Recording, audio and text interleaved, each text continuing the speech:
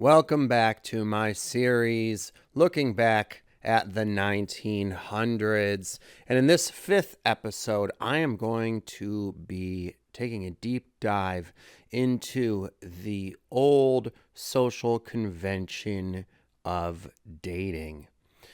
Back in the ancient times of the 1900s, because we had real-world social lives and friendships, as I spoke about in the last episode, so make sure you've heard it, that meant that when it came to the opposite sex, real romance was forged this way. And people would actually get into these old things called coupleships. That was before hookup culture, when such a thing was even possible. Back in those days, there was no chance of you going out on a date with someone and having them pay more attention to their cell phones than you, being busy surveying their other sexual options who were your competition, while they were supposed to be focused on getting to know you. Why? Because this technology didn't even exist yet. So when you went on a date with someone, the only thing to do was spend time with them and getting to know them. And how did we do this? By asking each other open-ended questions and then delving deeply into certain topics that interested us, or telling each other stories from one another's lives, and actually actively listening to one another. So you would only really go on a date with someone who you planned on spending hours getting to know for the purpose of forming a relationship. That's what a date was. So that's what happened on them. To accept a date with someone and do otherwise was terribly rude. But when we did this, we would literally expect to spend the entire night getting to know someone very well in a very deep and intimate way, unlike today when they won't have much to say about themselves because there isn't much to them to get to know, and they'll be constantly paying attention to other people in their phone, which is why relationships are no longer developing. But back in those good old days, a date actually was a meaningful occasion, and a fun one too. To ask someone out or get asked out on a date meant something. Actually, when you quote-unquote asked someone out, this could actually mean one of a few things.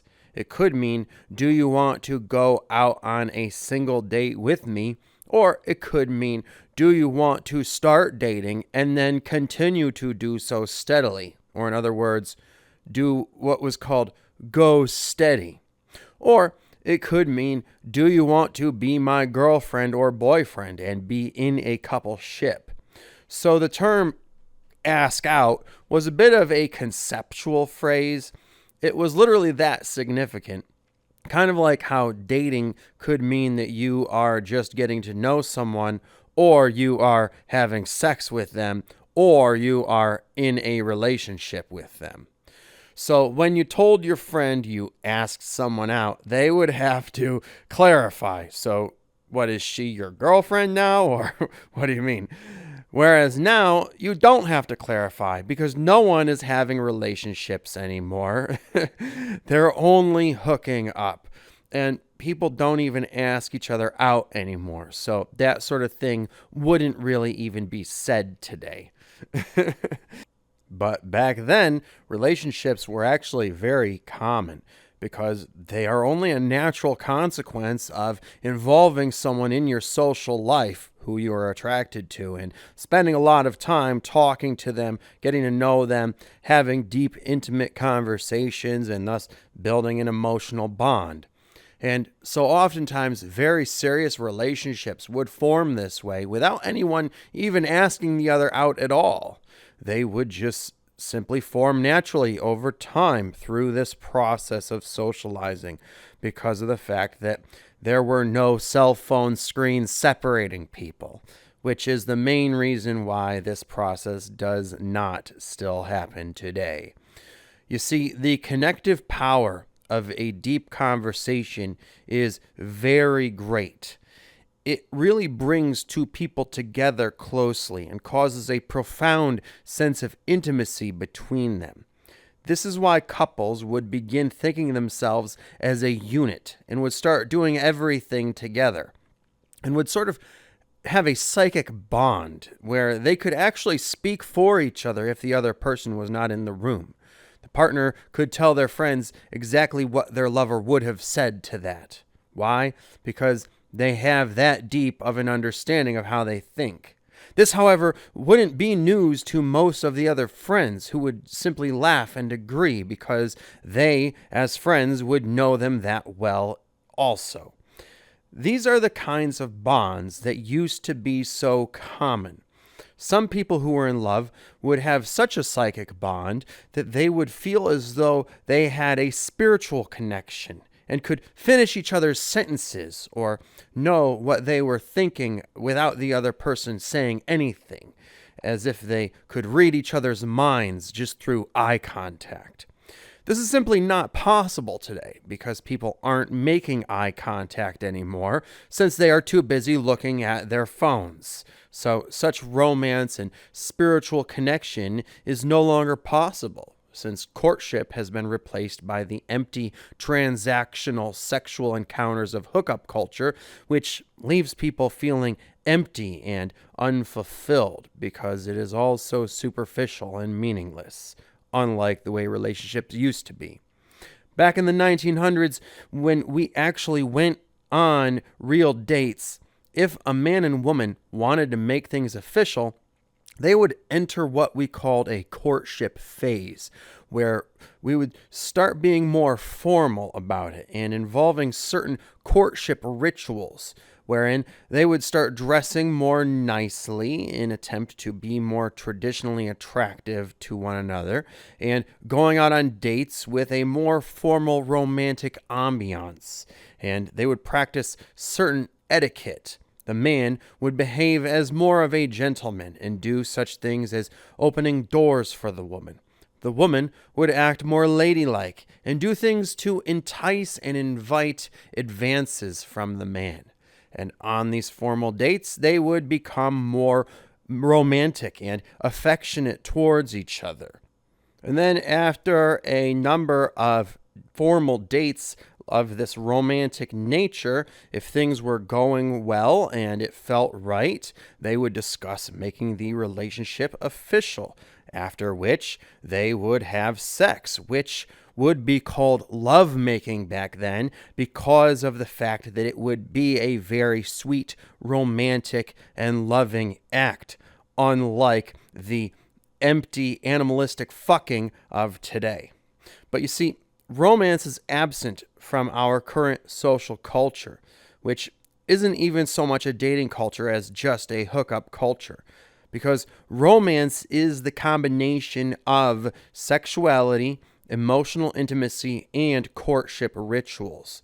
And so when you remove the courtship rituals from dating and make the dates less official, and it is no longer technically dating at all and doesn't involve those same sweet little social niceties that it used to, and you also remove the in-depth conversations that establish an emotional connection and sense of psychological intimacy with someone, then there is obviously going to be no romance that can possibly develop. Then the only thing you have left is physical contact. But without these other two, any sexual interaction is going to be shallow and feel empty, meaningless, and unfulfilling, which will leave one feeling unsatisfied and wanting to try to seek out another partner elsewhere, which is why everyone in hookup culture has become sex addicts, endlessly chasing the superficial stimulation from casual encounters with as many random people as possible. But no matter how many people you hook up with from dating apps, it'll never be as satisfying as making love with a long-term sexual partner like we used to, where you take the time to get to know each other both psychologically and physically, and how to best share pleasure together and become more and more skilled at doing so over a long period of time and much exploration and experimentation over it. Even people who think they want a relationship these days never get very far down that road because of the fact that cell phones are the medium of communication between them and their partners or potential partners, which, as I said in the last video, only causes miscommunication and will mean the relationship ends before it even really begins. And how does it end exactly? In what is called a ghosting, of course. The two people simply stop talking to each other without saying anything about it. Just, because one person decided they don't want to see the other and they haven't been dating for that long or technically, officially dating at all. So they figure that it is entirely appropriate to not actually break up with them, but to instead just stop responding or even block them, leaving the other person to eventually realize that they are not responding and wonder why, and then after some more time realize it must be intentional and again wonder why and what exactly happened to cause the ghosting. This is an extremely sociopathic and antisocial, and when I say antisocial, I mean that in the clinical psychological sense, meaning psychopathic way to break up with someone, especially given that people don't just do this with someone they've only just met and maybe been on a single date with, if that. But plenty of people do this with those they've been dating for weeks or even months. Such rude and inhumane behavior was considered insanely inappropriate for a breakup in the polite society of the 1900s, when breakups and the dissolution of a relationship needed to be as formal as the asking out and forming of it was. It was like launching a nuclear weapon. Both parties had to turn their keys and then say goodbye and give each other closure. I recall as late as the year 2000 when I was in high school and was at the very immature age of just 16 years old, and a hot girl that I had dated for just 3 weeks turned out to be a really annoying ditz, got upset with me for breaking up with her verbally over the phone, saying to me, "You don't date someone for 3 whole weeks and break up with them over the phone."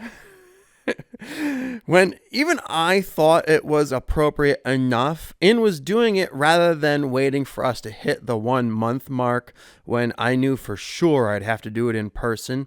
But by her old-fashioned socialite standards, even at our immature age, I was being socially inappropriate and unacceptable.